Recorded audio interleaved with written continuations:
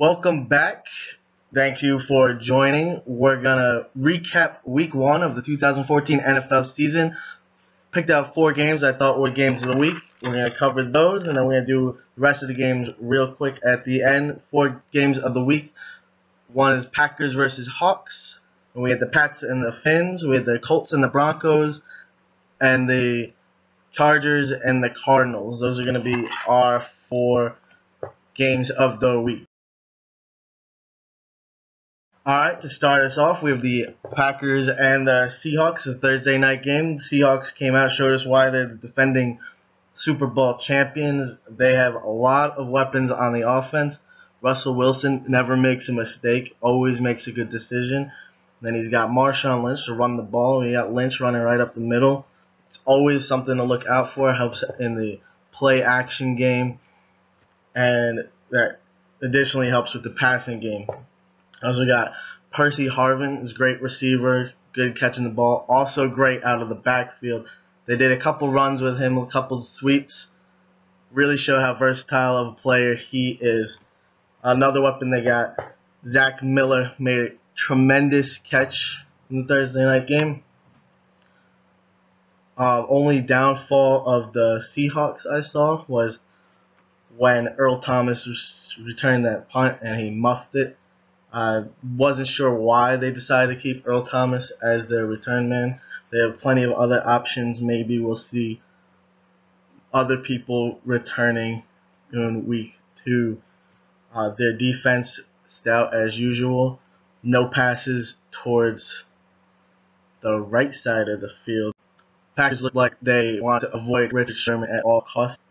A little bit disappointed in that. I think Aaron Rodgers is a great quarterback. You should have challenged him a couple times. You're not going to win if you take away half of the field in your offensive scheme. All you're doing is running and throwing it to the left.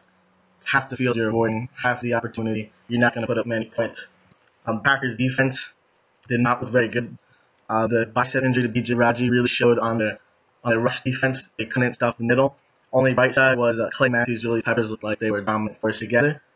They may cause some problems in the future, probably will help them try to win their division.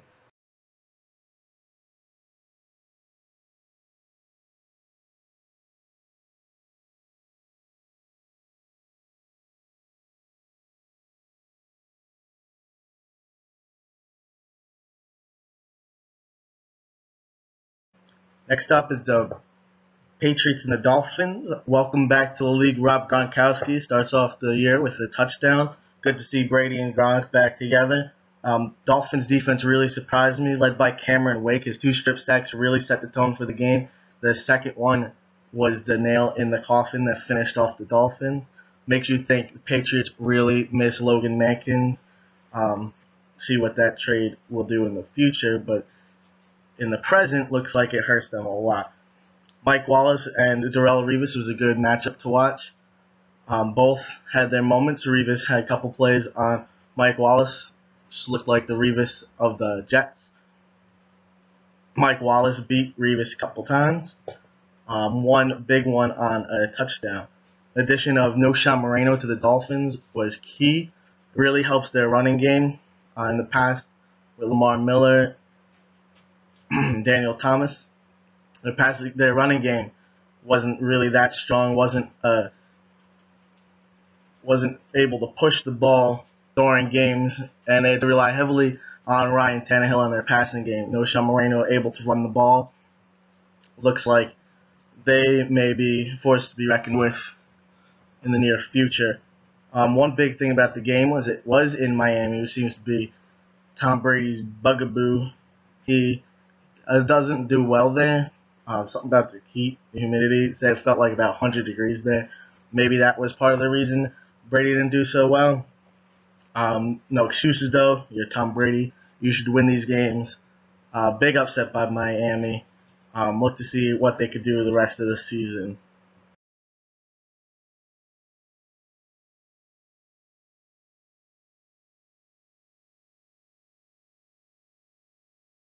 Next game we'll do is the Colts and the Broncos. Big rematch of Peyton against his former team and his successor Andrew Luck.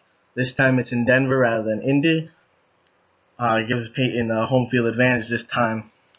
No Decker, no Welker this time around. No problem. He throws Julius Thomas 3 times in the end zone. All he needs is his big tight end. That's all it seems. Broncos running game doesn't really get going too good against the Colts, but Ball is able to push in for a touchdown near the end. We'll see how their running game progresses through the season. Hopefully, for their sake, it can really be the same as it was in the playoffs last season. On the defensive side, 3 big key acquisitions: T.J. Ward, Aqib Talib, DeMarcus Ware did help make the Broncos defense a little bit tougher, but in the game, the biggest acquisition seemed to be rookie cornerback Bradley Roby, 31st pick of the draft. He covered Reggie Wayne, potential Hall of Famer, as if he was an aged veteran. Key blocks near the end of the game to stop the Colts' resurging comeback. The Colts, Andrew Luck looked like Andrew Luck, able to bounce back from early mistakes in the beginning of the game. He threw 2 picks, but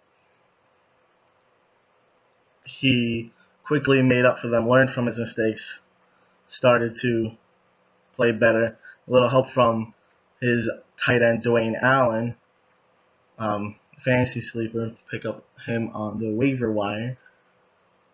Same goes for Ahmad Bradshaw. Bradshaw got a lot of looks in the backfield alongside Trent Richardson. He looked like he ran the ball more effectively, also caught some passes out of the backfield. Colts defense looks like it's hurting without Robert Mathis. Couldn't get too much pressure on the quarterback, and that's when their defense really does the best. The secondary plays a lot better when you got pressure on the quarterback. Without Mathis, they don't quite have that pressure, and they will give up passing yards through the secondary.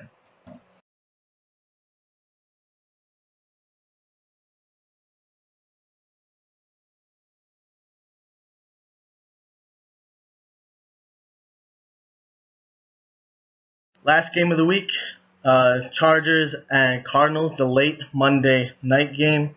Like I said in my last show, I thought it was going to be a very close game. Turned out it was. I thought it was the best game of the week, most exciting. Cardinals ended up winning 19-18, a 1-point game. These teams are very similar. They showed that last night. Both defenses young, but still dominant. Patrick Peterson looked good against Keenan Allen. The Cardinals' pass rush looked good, and the run block looked really good.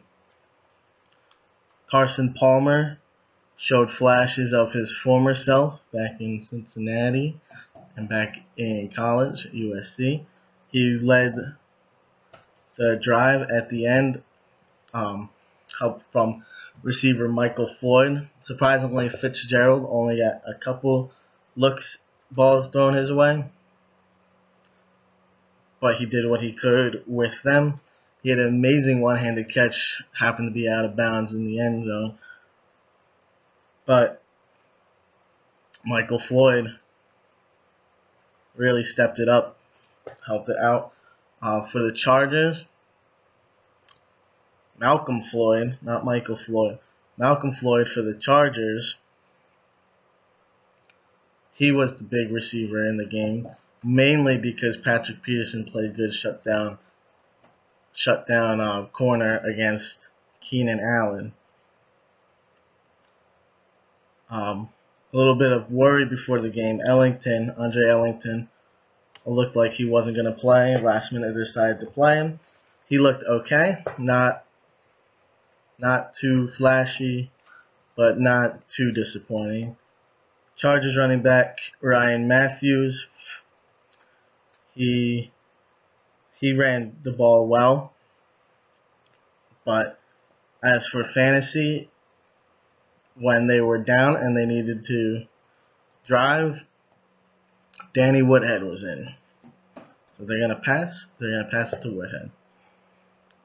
Look for both these teams to make wild card runs. I don't believe they're going to win their divisions, their respective divisions, because the Chargers are in the division with the Broncos, and the Cardinals are in the division with the Seahawks. But I do think they're good enough in their own conferences to win a wild card. All right, now for the quick takes on the rest of the games, Saints and Falcons. Like I said in my last video, it was a shootout. Anyone who started the Saints and Falcons in fantasy had a great game. Matt Ryan shows how he could bounce back from last year's poor year. Bengals and Ravens, big defensive game until near the end. The Bengals start to roll on the Ravens. Mike Nugent, 5 field goals, huge in the fantasy world. Also, news that Ray Rice has been terminated. Look for Justin Forsett on your waiver wire. Buffalo versus Chicago. The Bills pull out the upset, win it in overtime. The Bears looking like the Cowboys, suspect defense, and Jay Cutler looking more and more like Tony Romo as the years go on. Can we say Chicago Cowboys? Not very good. Redskins Texans, big defensive game. J.J. Watt force up the middle. Gets a sack on RG3. Surprising, only 1 sack as he did hit him 7 times. Texans block an extra point and a punt. Recover the punt one for a touchdown. Redskins special teams looking suspect again, just as last year. Titans Chiefs upset. Titans upset the Chiefs. Pick off Alex Smith 3 times.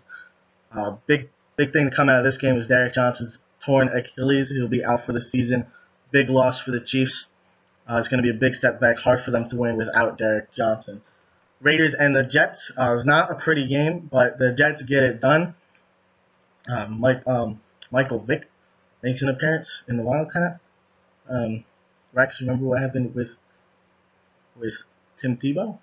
Maybe you don't want to put Michael Vick in the Wildcat. It didn't work out this game. It was better than when Tebow was in it, but still didn't work out. So Rex Ryan, if you're listening, which you're probably not, don't do it. Jaguars Eagles. Jaguars surprised everyone out of the gate. Start off the game 19-0. Allen Hurns, big rookie debut. Gets 2 touchdowns. Eagles say that's enough. Jaguars, it's our turn. Come back and blow them out. Browns Steelers. If you didn't get a chance to see this game, there's one play that you really need to say. That's Antonio Brown's punt return and Spencer Lanning's 15 minutes of fame. Le'Veon Bell had a big game. And the Browns set a record. Good for you. It was 10 straight opening losses. But it's a record. Yay.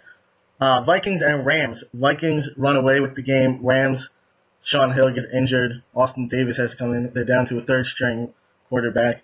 Not looking like a good year for the Rams. Cordarrelle Patterson, however, for the Vikings is unbelievable. He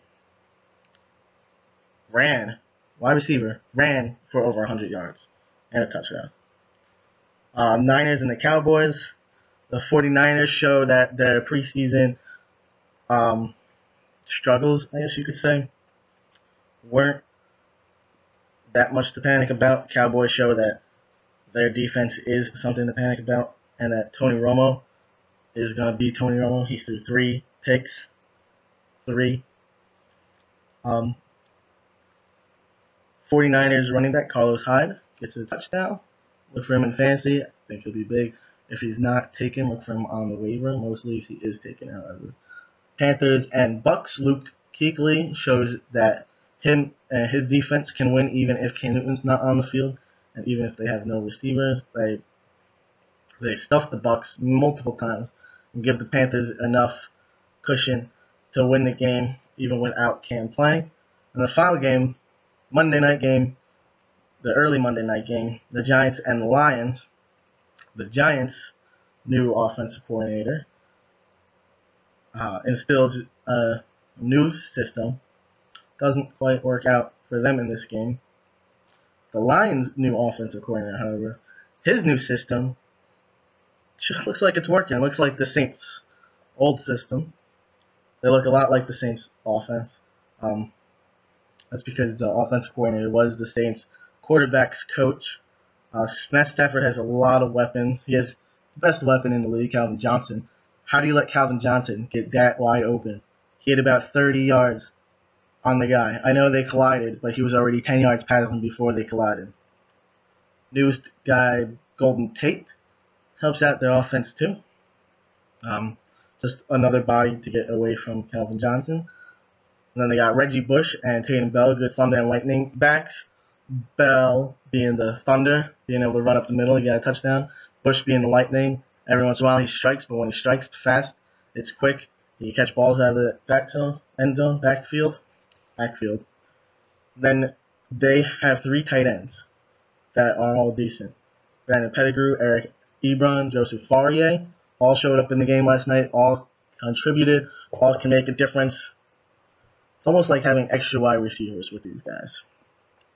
That's it for today. Join me later in the week for a little bit of fantasy talk. Fantasy football, that is. Not just my fantasies. That would be weird.